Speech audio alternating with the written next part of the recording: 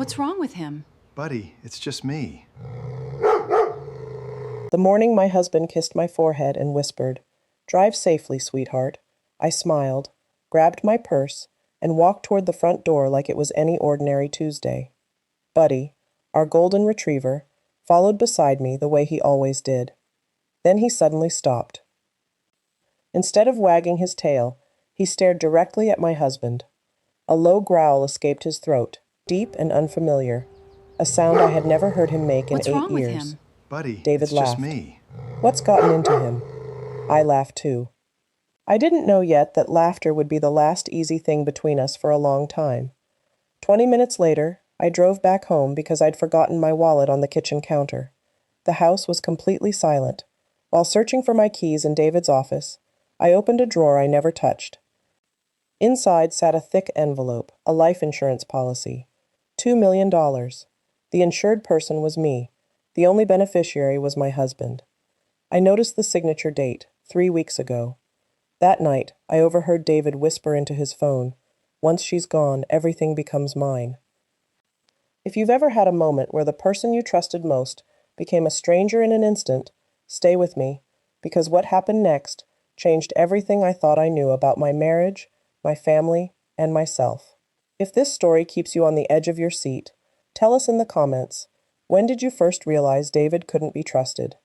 If you enjoy emotional stories filled with suspense, betrayal, justice, and unforgettable endings, don't forget to like, subscribe to Tales by All Stories, and turn on notifications so you never miss our next story. My name is Emily Carter. I am 52 years old, and for 26 years, I believed I had the kind of marriage other women envied. David and I met at a community fundraiser in Columbus when I was 24 and he was 28. He wore a gray suit that didn't quite fit him yet, the kind a young man wears when he's still growing into his ambitions. He told me, standing near a folding table of lukewarm coffee, that he wanted to build something lasting, something his own father had never managed to build. I remember thinking there was a quiet hunger behind his eyes, and I mistook it, back then, for ambition worth admiring. We married 2 years later in a small church outside the city, my mother crying in the front pew, David's parents driving in from 3 states away. We bought our first house with a mortgage that terrified us both, a modest 3-bedroom colonial with a crooked mailbox and a maple tree in the front yard that Olivia would later climb as a little girl. David became a financial consultant, and over the years he built a reputation as steady, dependable, the kind of man other husbands in the neighborhood asked for advice about retirement accounts and college funds. He remembered everyone's names at dinner parties. He remembered the names of their children, their anniversaries, small details most people forget. I used to think that kind of attentiveness was a form of love. I understand now it can also be a form of performance, practiced and maintained because it serves a purpose. I taught 3rd grade for 18 years at the elementary school, 2 miles from our house. Work I loved fiercely, the kind of work that fills a person up rather than draining them. I retired early when my mother's health began declining, spending 2 years caring for her until she passed peacefully in her sleep, a loss that still visits me quietly some mornings when the light comes through the kitchen window a certain way.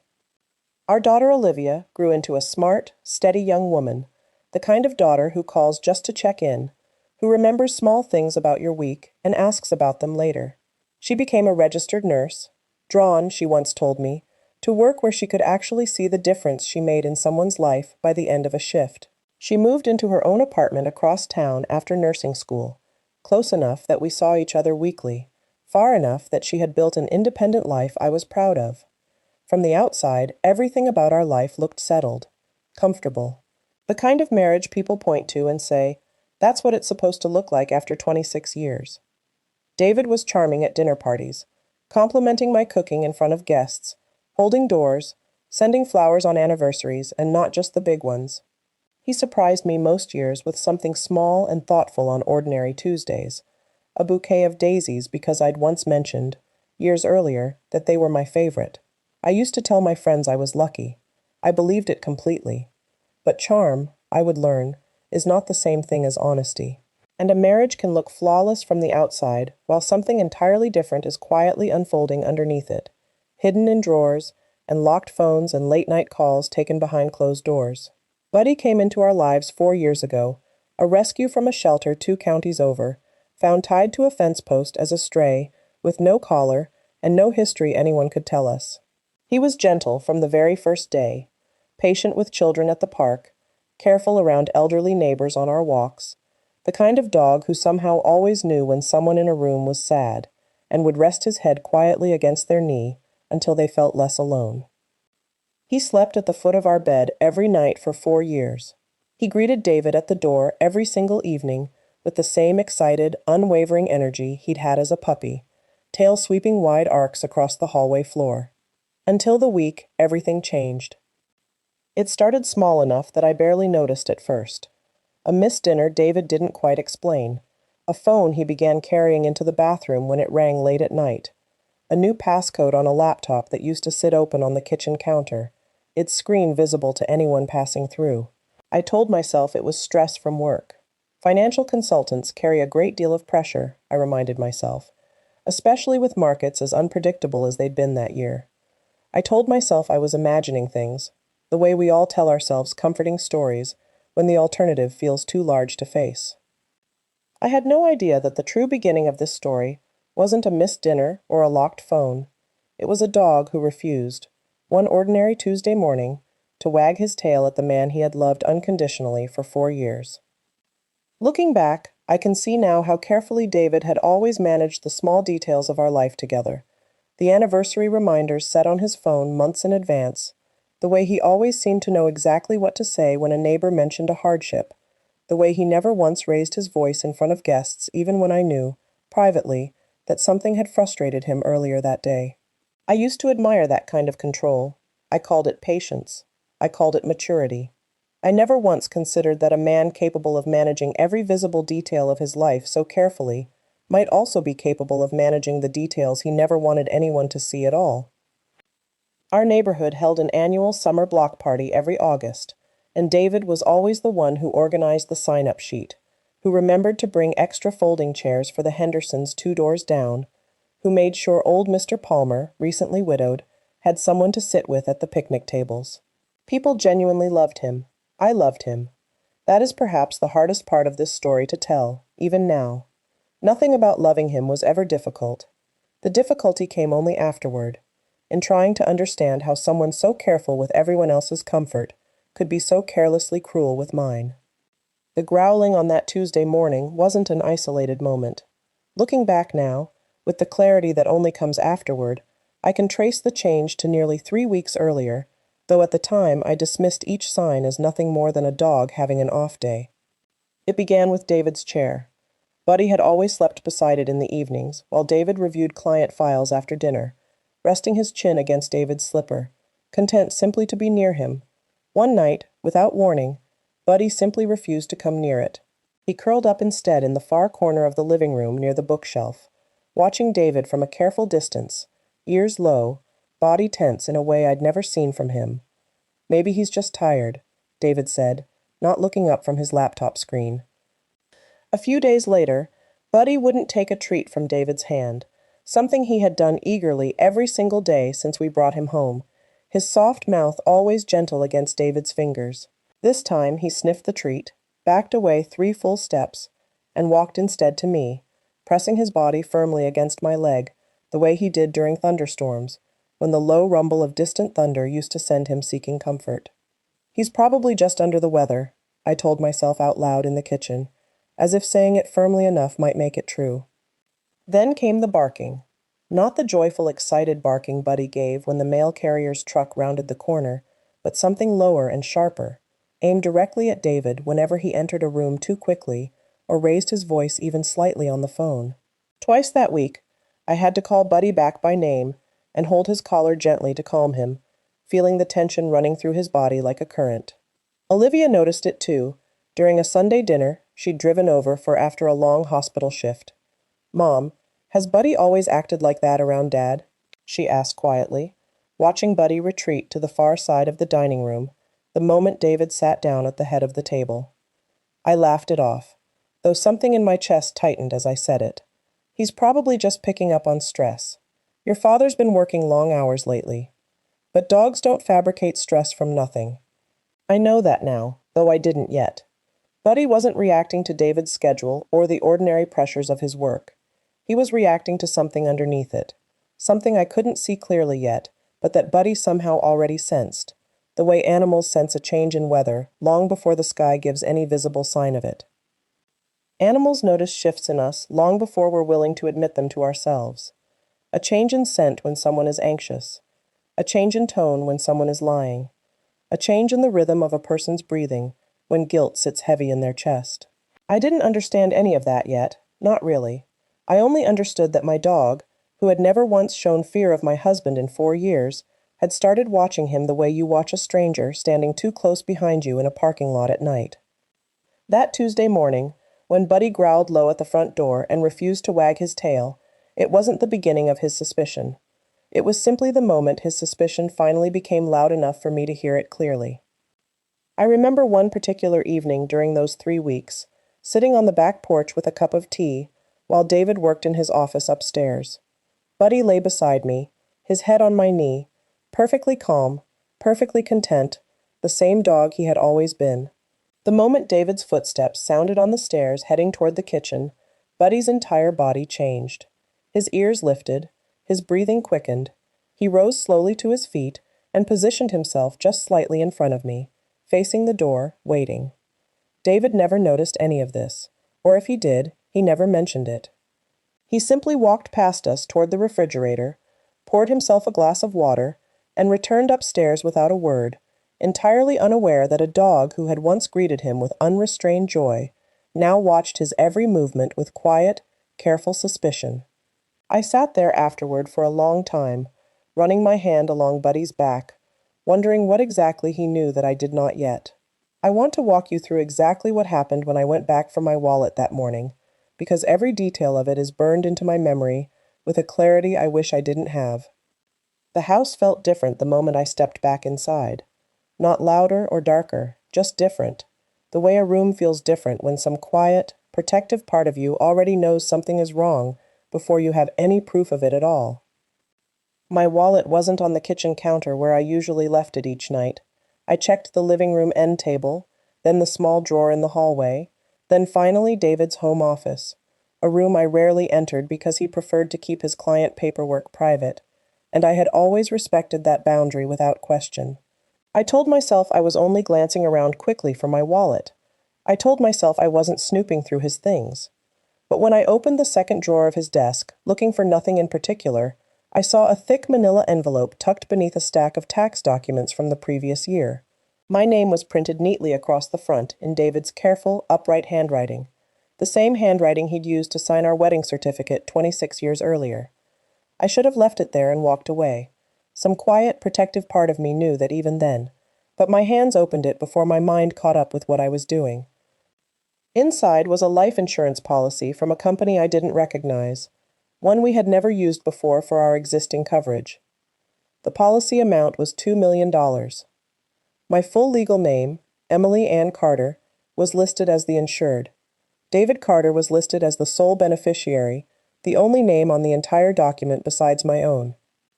I sat down slowly in his office chair, my knees suddenly unsteady, reading the document twice, then a third time, waiting for it to resolve into something ordinary and explainable. Married couples take out life insurance on each other all the time, I reminded myself firmly. It wasn't unusual on its own. It wasn't proof of anything alarming by itself. Except we already had a joint policy, one we'd set up together 15 years earlier, modest and mutual, the kind any responsible couple arranges when they have a child and a mortgage and a future to protect together. This policy was different. This one was new.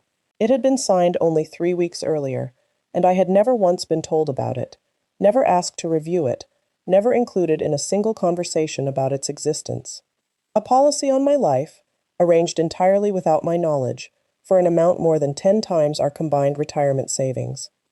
I sat there for what felt like a very long time, my wallet forgotten entirely on the counter, where I'd apparently left it after all, staring at my own name typed neatly beside a dollar amount that made my stomach turn cold and heavy. I told myself there had to be an explanation. I wanted very badly for there to be an explanation, some ordinary financial reason David simply hadn't gotten around to mentioning yet. I photographed nothing that day. I simply placed the envelope back exactly as I'd found it, smoothed the tax documents back over it, and closed the drawer with hands that wouldn't quite stop trembling. I had no idea that later that same night I would overhear the words that would make it impossible to believe in any innocent explanation at all. I didn't confront David that day. I told myself I needed time to think clearly before saying anything, because accusing my husband of something so serious, without fully understanding it, first felt reckless, the kind of mistake that could unravel things I might not be able to repair if I was wrong. That evening, David came home later than usual, distracted, checking his phone every few minutes at the dinner table, in a way he never used to. When I asked about his day, he gave short, clipped answers, his eyes drifting toward the kitchen window rather than meeting mine across the table, the way they always had before. Around 11 that night, I woke to find his side of the bed empty and cold. I lay still for a moment listening. His voice came faintly from downstairs, low and careful, the particular tone of someone trying very hard not to be overheard. I crept to the top of the staircase, my bare feet silent against the hardwood floor, Buddy padding quietly behind me without being called. He pressed his warm body against my leg the entire time, as if he too understood, in whatever way dogs understand these things, that we needed to stay hidden and still. I caught only fragments of David's conversation drifting up from the kitchen below. The paperwork already went through. A pause, longer than I expected. No, she doesn't suspect anything. Another pause, this one heavier. Then, quiet and deliberate, each word landing like a stone dropped into still water. Once she's gone, everything becomes mine. My chest went tight instantly. I gripped the stair railing hard to keep myself steady, afraid my knees might simply give out beneath me. He said a few more things I couldn't make out clearly through the tears now blurring my vision. Something about timing, something about making arrangements look natural, before ending the call and walking back toward the stairs. I retreated to bed as quickly and quietly as I could manage, my heart pounding so loudly in my ears I was certain he would hear it the moment he climbed back in beside me, acting as though nothing at all had happened, his breathing settling into its usual rhythm within minutes. I lay awake beside him for hours that night, staring at the ceiling in the dark, replaying his words over and over. Once she's gone, everything becomes mine. There was no innocent explanation for a sentence like that, not paired with a $2 million policy on my life, signed without my knowledge only weeks before. Buddy climbed onto the bed that night, something he'd stopped doing months earlier once he'd grown past his puppy habits, and lay pressed firmly against my side until morning light finally crept through the curtains, as if he understood I needed to know, without question, that I wasn't imagining any of it. I didn't sleep, not really. I spent those long, silent hours deciding I would not confront David directly, not yet. If he truly intended what his words suggested, confronting him now would only make him more careful, more guarded, more dangerous in ways I couldn't predict, imagining any of it. I didn't sleep, not really. I spent those long, silent hours deciding I would not confront David directly, not yet. If he truly intended what his words suggested, confronting him now would only make him more careful, more guarded, more dangerous in ways I couldn't predict. I needed proof first. I needed help I could trust completely. And I needed to become far smarter, far more careful than I had ever needed to be in my entire life. I thought, in those long, dark hours, about all the small moments over the past year I had brushed aside without a second thought. The way David had asked, almost casually, over dinner one evening months earlier, whether I'd ever considered updating my will. The way he'd mentioned, only once, that it might be wise for us to simplify our finances into fewer accounts, in case anything ever happened to either of us. At the time, these had seemed like the ordinary practical concerns of a man in his 50s thinking responsibly about the future. Now, replayed against the backdrop of that overheard phone call, each one felt less like foresight and more like the quiet laying of groundwork. I thought, too, about how easily I had trusted him with every part of our life. The mortgage, the retirement accounts, the insurance. All of it managed under his careful hand, while I focused on our home, on Olivia, on my mother's care in her final years. It had never once occurred to me that trust so complete could become, in the wrong hands, simply an absence of anyone watching closely enough to notice what was actually happening. The next morning, I began writing everything down in a small notebook I kept hidden inside my sewing basket, a place David had never once looked in 26 years of marriage. I recorded the exact date I found the policy, the precise wording I remembered from his phone call, word for word as best I could recall it, and the strange, gradual shift in Buddy's behavior over the preceding 3 weeks. I photographed the insurance policy with my phone a few days later while David was in the shower one morning, my hands trembling so badly I had to take the pictures twice to get them clear enough to read. I saved them to a cloud folder I labeled with an innocent, forgettable name, something about recipes I'd supposedly been collecting, so it wouldn't draw suspicion if he ever happened to look through my phone. 3 days after I overheard that phone call, I nearly died on our own staircase. I was carrying a laundry basket down from the second floor, a trip I'd made almost daily for years without a single problem. Near the bottom step, my foot caught on something unexpected, and I pitched forward hard, the basket flying from my hands as I grabbed desperately for the railing. I caught it, barely, my shoulder wrenching painfully as my body swung sideways against the wall instead of tumbling down the remaining steps to the hardwood floor below. When I finally looked down at the step where my foot had caught, I found a thin strip of loose carpet edging that should have been securely tacked down along the stair's edge. It had never been loose before, not once in the years we'd lived in that house. David had reattached that very edging himself only 2 weeks earlier, a small home repair he'd insisted on handling personally, rather than calling a handyman, which I'd found endearing and thoughtful at the time, a small gesture of the practical care he'd always shown for our home. I told myself it could have been an ordinary accident. Old carpet edging sometimes comes loose on its own. Houses settle over the years. I wanted very badly to believe that simple explanation. But Buddy didn't believe it, not for a moment. He had been sitting at the top of the stairs when I fell, and the instant I caught myself against the wall, he bolted down to me in a rush of golden fur, whining low in his throat, pressing his body protectively against mine, refusing to let David near me, when David came rushing in from the kitchen, alarmed, asking if I was all right.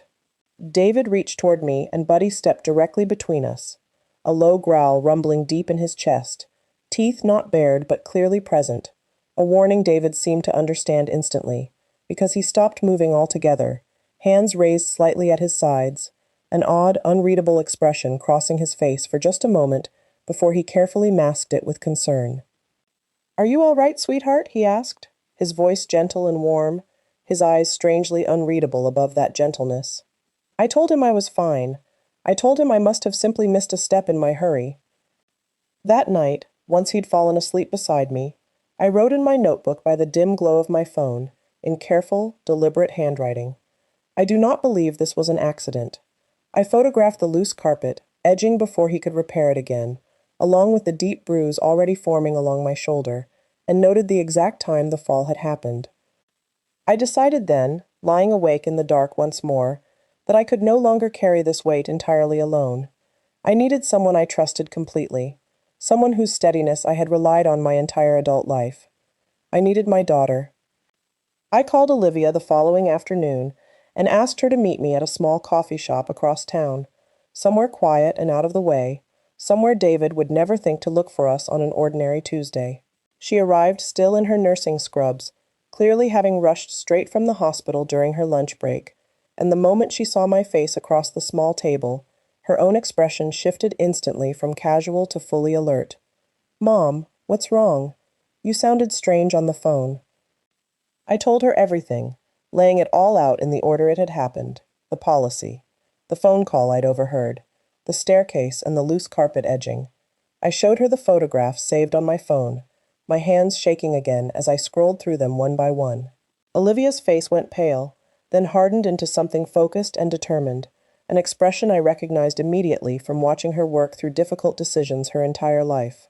The same expression she'd worn deciding on nursing school against her father's mild objections. "This isn't a coincidence, Mom," she said quietly, once I'd finished speaking, her coffee sitting forgotten and cooling between us.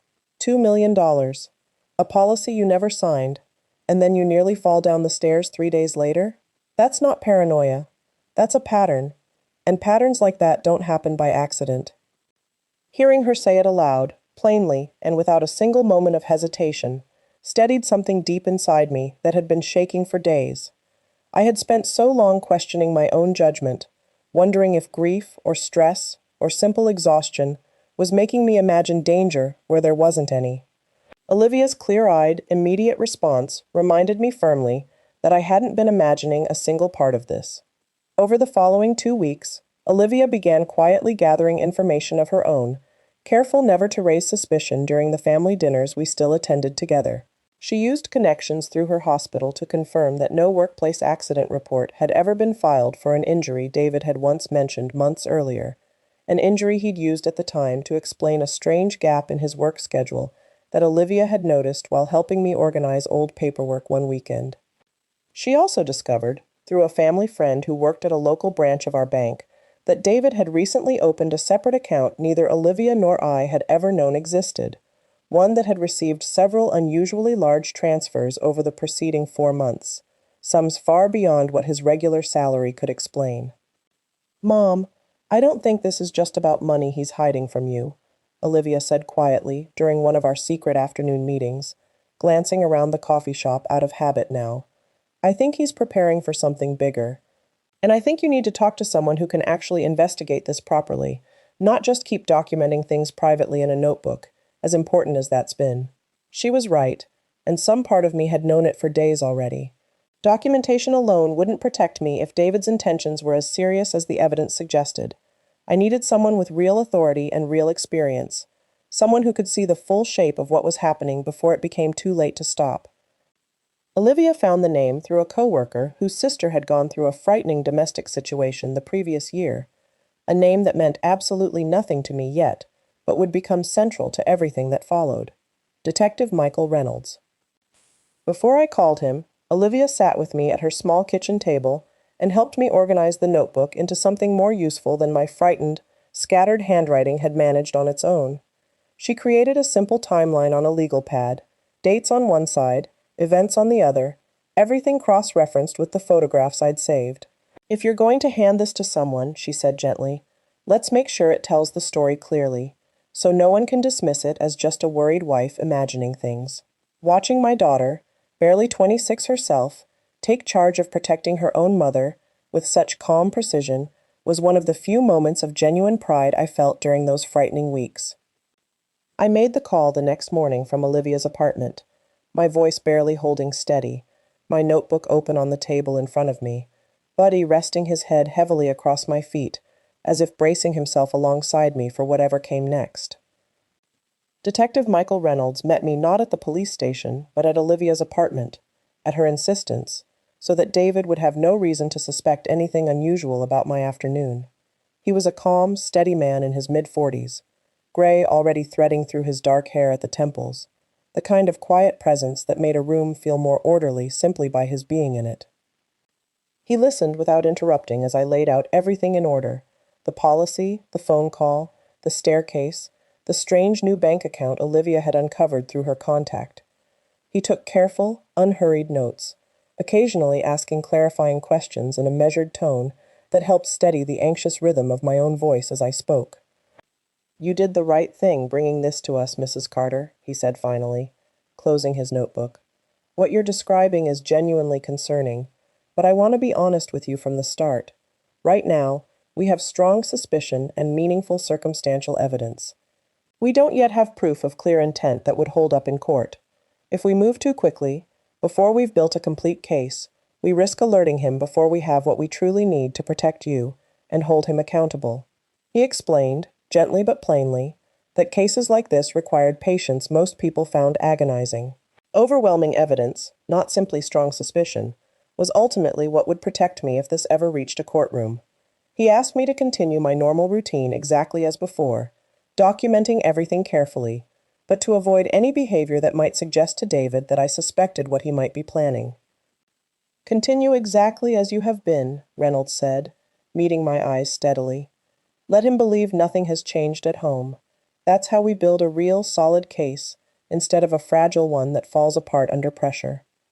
Over the following weeks, Reynolds worked quietly in the background, requesting financial records through proper legal channels, speaking discreetly with several people at David's firm under the pretense of a routine compliance review, and carefully cross-referencing the detailed timeline Olivia and I had assembled together over our secret meetings. He warned me more than once not to underestimate how dangerous the situation could become if David sensed, even faintly, that he was being watched. Men who plan things this carefully, he told me during one particularly sobering meeting, often become more desperate, not less, once they feel they're losing control of their own plan. Desperation makes people unpredictable, and unpredictable is dangerous. I began sleeping with my phone fully charged on the nightstand beside me every single night. I made sure Olivia checked in with me daily, using a simple code word in her texts to quietly confirm I was safe, without raising any alarm if David happened to glance at my screen. Buddy never left my side during those long weeks, sleeping pressed against me every night without fail, growling softly and low whenever David lingered too long near our bedroom door after I'd already gone to bed. I felt, for the first time since discovering that envelope, that I wasn't facing all of this entirely alone anymore. But I also understood, with a clarity that kept me awake on many of those nights, that the investigation quietly building around David meant the most dangerous phase of all of this hadn't happened yet. It was still somewhere ahead of us, waiting. Reynolds met with Olivia and me twice more during those weeks, always at her apartment, always in the early afternoon while David was still at the office. On the second of these meetings, he brought along a younger colleague, Detective Sarah Kim, who specialized in financial crimes and would end up handling much of the paperwork tracing David's hidden accounts back through the years. She was thorough in a way that reassured me, laying out spreadsheets and transaction histories with the calm patience of someone who had done this many times before and understood exactly how overwhelming it could feel to the person sitting across from her. "We're not just building a case about a policy," Kim explained to me gently during that meeting. "We're building a complete picture, one that will hold up no matter how skilled his attorney is. That takes time, and I know the waiting is difficult, but it's what will actually keep you safe in the long run." I clung to those words on the nights that followed, when the waiting felt unbearable, and I wanted nothing more than for it all to simply be over. 3 weeks into Detective Reynolds' careful investigation, he asked Olivia and me to meet him again, this time with a folder thick enough that I felt my stomach drop the moment he set it down heavily on the small table between us. "I want to prepare you both before we go through this," he said, his voice gentler than I'd heard it before. "What we found goes back much further than you probably expect." The hidden bank account Olivia had discovered wasn't new at all, he explained. It had existed for nearly 6 years, receiving small, careful deposits that never once appeared on any of our joint statements, money quietly siphoned away from client accounts David managed at his firm. Reynolds explained that his team had coordinated with state financial regulators once the pattern had become clear enough to justify a formal inquiry into David's professional conduct. David had been misappropriating funds from at least 4 separate longtime clients, elderly retirees who had trusted him completely with their life savings, funds he'd used quietly to cover mounting personal debts I never knew existed in all our years together. Credit lines opened and maxed out without my knowledge. A failed investment in an old college friend's business venture that had collapsed within a year. Gambling losses accumulated at a casino 2 counties away that Olivia and I hadn't even known he visited, evidenced by a stack of receipts Reynolds' team had recovered. "The $2 million policy on my life," Reynolds explained carefully, watching my face for how I absorbed each detail, wasn't simply about greed in some abstract sense. It was about David's urgent need for an enormous, immediate influx of money to cover a debt crisis that had grown far beyond his ability to manage or hide any longer.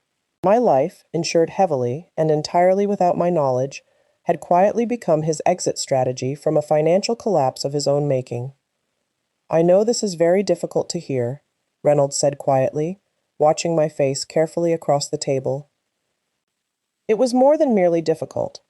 It was as though the entire architecture of my marriage, everything I'd believed solid and true for 26 years, revealed itself suddenly as something built on nothing but sand and careful performance.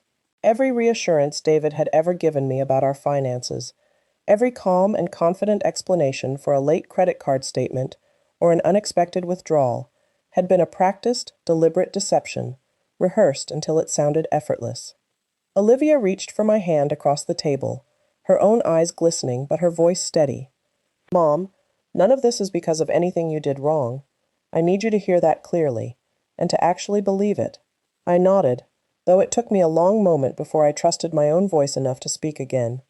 How long until you have enough evidence for an arrest? Reynolds's expression grew noticeably more serious. That's actually why I wanted to meet with you today, specifically. We believe David may already suspect something is wrong. His financial activity has become erratic over the past week, in ways that concern us, and we think he may be accelerating whatever timeline he originally had in mind. The words settled over me like a heavy, physical weight. If David felt cornered, Reynolds warned gently but firmly, he might not wait patiently for whatever plan he'd originally intended to unfold slowly and carefully. He might act now, suddenly and recklessly, before he lost the chance entirely. Olivia asked Reynolds a question that had been sitting in my own chest for days, though I hadn't found the courage to voice it myself. What happens to the elderly clients he stole from? Will they get any of their money back? Reynolds' expression softened slightly. Once the case moves forward, restitution becomes part of the sentencing conversation. It won't undo what was taken from them, and it won't happen quickly, but the firm carries insurance for exactly this kind of situation, and the courts will pursue recovery of his remaining assets.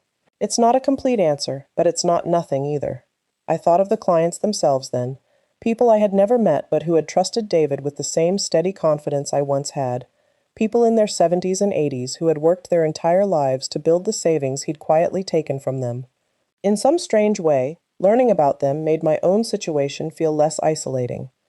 I hadn't been singled out because of some unique failing on my part. I had simply been one more person who trusted a man skilled at being trusted. Looking back now, I can identify the exact evening David's behavior shifted from careful to visibly reckless. He came home unusually early that day, his tie already loosened at the collar, his expression tight in a way I hadn't seen since early in his career, back when he was still building his client base, and worried constantly about proving himself worthy of the firm's trust. "Someone at the office is asking questions," he said abruptly, pouring himself a drink before he'd even removed his coat, his hand not quite steady around the glass. "About old client files from years back. I don't understand why now, of all times." I kept my own voice carefully neutral, folding a dish towel slowly to give my hands something steady to do. "That sounds stressful." He didn't answer right away. He simply stared out the kitchen window for a long, silent moment, his jaw working slightly, before finishing his drink in one motion and pouring himself another, something I'd rarely seen him do twice in one evening. Over the following days, David's demeanor unraveled in small but increasingly noticeable ways. He snapped at Olivia during a phone call for the first time in years, his voice sharp over something trivial. He stopped sleeping through the night, pacing downstairs at 2 and 3 in the morning, the floorboards creaking under his restless steps. He began locking his office door for the first time in our marriage, something he'd never once done before, and grew visibly anxious whenever I mentioned even routine errands that took me out of the house for more than an hour. Buddy's behavior intensified alongside David's unraveling composure. He refused to eat if David was the only one home with him. He began sleeping directly against our bedroom door at night, as though deliberately positioning himself as a physical barrier between us and whatever lay beyond it. Twice that week, I found him standing rigidly at the top of the stairs in the middle of the night, staring down into the darkness below, ears pinned flat back, a low, steady growl rumbling in his throat that stopped only when I called his name softly and reached for his collar. One evening, David suggested, almost too casually, that we take a weekend trip to a cabin his firm sometimes used for corporate retreats, somewhere remote, nearly 2 hours outside the city, with famously unreliable cell service that clients often complained about. "Just the two of us," he said, his smile not quite reaching his eyes the way it once had. "We haven't had real time together in ages. Just us." Something in his tone made the hair rise along my arms. I told him I'd think about it, then called Olivia the moment he left for work the next morning, my hands shaking as I dialed. She relayed our conversation to Detective Reynolds within the hour. Reynolds's response, when Olivia shared it with me later that same day, chilled me in a way nothing else had up to that point. A remote location with poor cell service, suggested at exactly this stage of the investigation, is not something we can afford to treat as innocent coincidence. We believe he may be planning to act soon, possibly within the week. I sat with that information for a long time afterward, Buddy's head resting heavily across my lap on the couch, his warm brown eyes fixed steadily on mine, as though he understood, in whatever way a dog understands these things, that the coming days would require more courage from me than any I had ever needed to summon before in my life. 2 nights before we were scheduled to leave for the cabin, I found David standing alone in the backyard well past midnight, staring up at the dark tree line beyond our fence, a glass of scotch untouched in his hand. I watched him from the kitchen window for a long moment before he noticed me. When he finally turned, his face carried an expression I had never once seen on him in 26 years, something raw and unguarded, almost like grief. "Do you ever wonder," he said quietly, not quite looking at me, "if a person can lose track of who they are so slowly, they don't even notice it happening?" I didn't answer him. I wasn't sure, in that moment, whether I was looking at genuine remorse or simply another carefully calculated performance meant to soften me before the weekend ahead. I told him I was tired and went back inside, my hands shaking as I locked the door behind me, Buddy already waiting anxiously at the top of the stairs. Detective Reynolds asked me to do something that terrified me more deeply than anything else in this entire ordeal. He asked me to agree to the cabin trip. "We believe this is the moment he intends to act," Reynolds explained during an urgent meeting at Olivia's apartment. The 3 of us gathered close around her small kitchen table.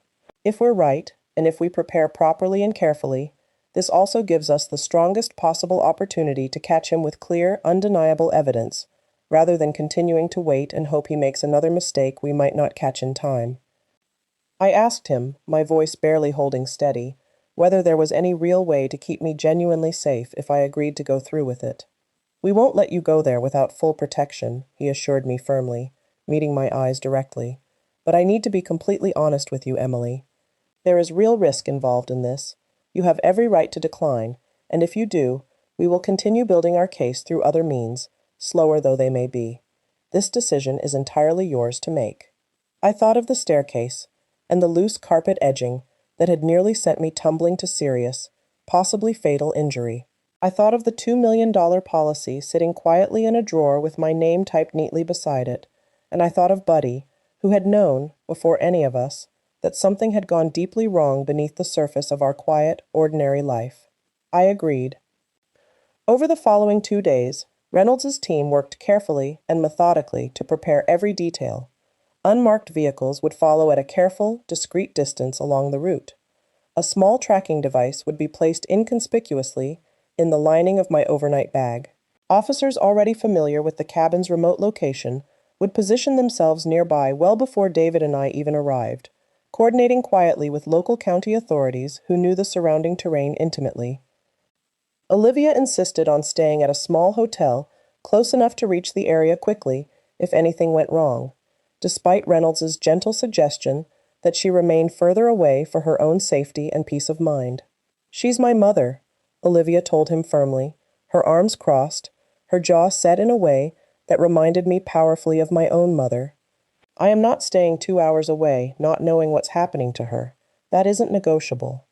The morning we left for the cabin, David seemed almost like the man I'd married 26 years earlier, warm, attentive, carrying my overnight bag to the car himself, complimenting the soft blue sweater I'd deliberately chosen to wear. It was, I understood now, with a clarity that made my chest ache. A performance he'd given countless times before over the years. One I had simply never had any reason to question until this moment. Buddy stood rigidly at the front window, as we pulled slowly out of the driveway, unable to come with us this time, watching the car intently until it finally turned the corner out of sight. Olivia had promised to stay with him at the house, and later told me he had refused to eat or settle even once during the entire time we were gone, pacing anxiously near the front door for hours, as though he understood, more clearly and completely than any of us, exactly what was quietly unfolding 2 hours away. The drive to the cabin took just under 2 hours, David talking easily about nothing in particular, the radio playing softly between us, the trees along the highway thickening the further we traveled from the city. I kept my phone in my lap the entire drive, a single text from Olivia, arriving partway through, our agreed code word confirming the unmarked vehicles were in position several minutes behind us. I typed back a simple reply about the weather, David glancing over briefly without suspicion, and slid the phone back into my bag, my heart pounding steadily beneath a calm exterior I had practiced in the mirror the night before, determined not to give away a single flicker of what I now knew. The cabin sat at the end of a long gravel road, surrounded by dense trees that blocked most of the late afternoon light from reaching the ground below. It was quiet in a way that felt, once we finally arrived and unpacked, less peaceful than deeply isolating. David was warm and attentive that first evening, building a fire in the small stone hearth, pouring wine, asking about my week in a voice so gentle and familiar it nearly convinced me, for one fragile, aching moment, that I had somehow misunderstood everything that had happened over the past several weeks. But I remembered Reynolds' careful instructions, repeated to me twice before we'd left. Stay alert, stay calm, trust the plan we've built together. It happened the following afternoon, while we walked along a narrow trail behind the cabin that David insisted led to a scenic overlook he'd apparently visited once before on a previous work retreat. The path narrowed steadily as it climbed higher, the drop along one side growing noticeably steeper with each turn we took. David's conversation grew quieter and more distracted, his attention shifting repeatedly to the edge of the trail rather than to me walking beside him. "Careful here," he said, reaching for my arm at a particularly narrow, exposed stretch of the path. "The footing gets loose right around this bend." Something in his grip, firmer than was strictly necessary, and the careful, deliberate way he positioned himself just behind and slightly to the side of me, made my entire body go cold with sudden certainty. My legs felt unsteady beneath me on the narrow path, the drop just past the tree line to my right suddenly seeming far steeper than it had moments earlier. I thought of the tracking device sewn into the lining of my bag back at the cabin, of Reynolds' careful instructions repeated twice before we'd left, of Olivia waiting anxiously 2 hours away. I reminded myself, silently and deliberately, that I was not truly alone on this trail, even though every visible sign around me suggested otherwise. "David," I said, forcing my voice to stay steady despite my racing heart, "I know about the policy." He stopped walking abruptly. For a long, suspended moment, he said absolutely nothing at all, his expression cycling rapidly through several emotions I couldn't quite name before settling into something hard and entirely unfamiliar to me. "You shouldn't have gone through my things," he said quietly, his voice low and flat. "I know about the accounts, too, the client's money, all of it, David."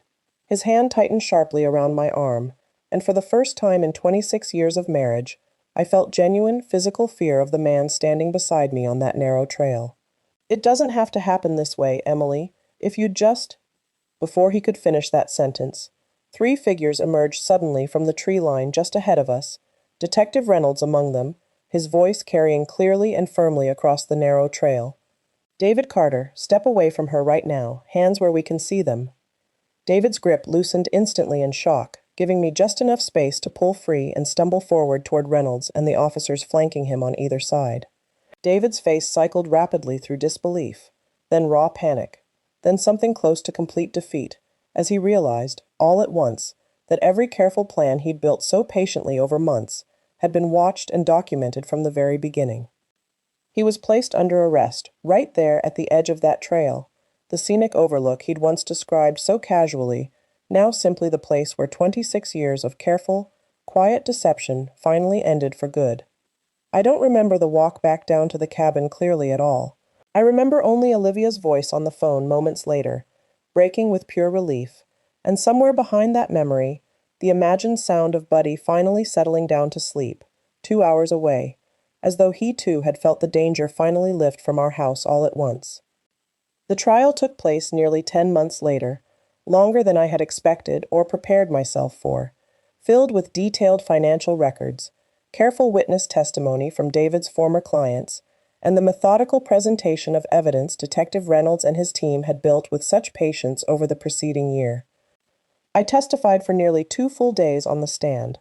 I described the policy in detail, the phone call I'd overheard that night on the staircase, the loose carpet edging, the cabin and everything that had happened on that narrow trail. Olivia testified about the hidden accounts and the strange, unexplained gap in David's work history she'd uncovered. Several of David's former clients, elderly people who had trusted him completely with their retirement savings for decades, spoke quietly about money that had slowly vanished under his management, years of careful theft disguised behind a warm, endlessly reassuring smile. David's defense attorney argued that the insurance policy alone proved nothing definitive, that the staircase incident had simply been an unfortunate accident, that the cabin trip had been entirely innocent. But the accumulated weight of everything else, the documented financial theft stretching back 6 years, the recorded phone call Reynolds' team had eventually obtained through a legally authorized wiretap once sufficient probable cause had been established, and the careful timeline connecting every piece together, left the jury very little room for reasonable doubt. The jury returned their verdict after less than 6 hours of deliberation. Guilty on all counts: financial fraud against his clients, attempted insurance fraud, and conspiracy tied to his broader pattern of deception. David was sentenced to 22 years in state prison. I didn't feel triumphant when the judge finally read the verdict aloud in that quiet courtroom. I felt, more than anything else, an exhausted kind of relief, the particular relief that comes only after holding your breath for far longer than you ever realized you had been holding it. Olivia was beside me through the entire trial, holding my hand through the hardest testimony, driving me home each evening afterward, reminding me gently on the most difficult nights that none of this reflected any failure on my part whatsoever. "You survived this, Mom. That's not nothing. That's genuinely everything, and don't you ever forget it." In the months following the trial, I sold our old house, the one filled with 26 years of memories I now understood only half of, and moved into a smaller home closer to Olivia's apartment, in a neighborhood with a bigger backyard and quieter, kinder streets. Buddy adjusted quickly to the new yard, running across the grass with the same easy, unburdened joy he'd always had as a puppy, finally free of whatever quiet danger he'd sensed circling our old life long before I ever did myself. I think often, especially on quiet mornings, about that Tuesday when everything began, about the low growl that stopped me at the front door, about how something in Buddy understood the truth long before I had any language for it at all. Dogs, I've come to believe deeply, notice the things we're not yet ready to see clearly in ourselves or in the people we love most. Some mornings now, I sit out in my new backyard with a cup of coffee, watching Buddy chase a worn tennis ball across the grass, Olivia's laughter drifting out from the kitchen window behind me, where she's visiting for the weekend, and I feel something I hadn't felt in a very long time. Peace. Earned, hard-won, unshakable peace. Olivia often tells me now that the hardest part of this entire ordeal wasn't the trial itself, or even the fear of those final weeks before the cabin, but the quiet months in between, when I had to carry the truth alone while pretending everything at home was ordinary. I think she's right. There's a particular kind of strength required to smile at your own kitchen table across from someone you now understand to be dangerous, to keep your voice steady, to let a dog's growl be the only honest reaction in the room while you swallow your own. I've since become close with a small support group Olivia found for me through the hospital.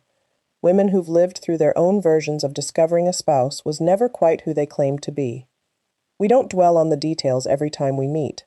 Mostly we talk about smaller things now: gardens, grandchildren, the ordinary business of rebuilding a life one steady week at a time. It has helped more than I expected it would, to sit in a room with people who understand, without needing a single word of explanation, exactly what it costs to trust again after something like this. I returned to substitute teaching part-time this past spring, something I hadn't expected to want again after so many years away from the classroom. There is a particular kind of steadiness in a room full of 8-year-olds learning long division, and honesty in their small frustrations and small victories that I found I badly needed after everything else. My former colleagues welcomed me back warmly, several of them already aware, in the quiet way small communities always seem to know these things, of what I had been through. Nobody asked me to explain myself. They simply made space for me, the way good people do. Detective Reynolds checked in with me once, several months after the trial concluded, not for any official reason, simply to see how I was settling into the new house. I thanked him for something I'm not sure I'll ever be able to properly repay: the patience it took to build a case slowly and correctly, rather than rushing toward an arrest that might not have held up.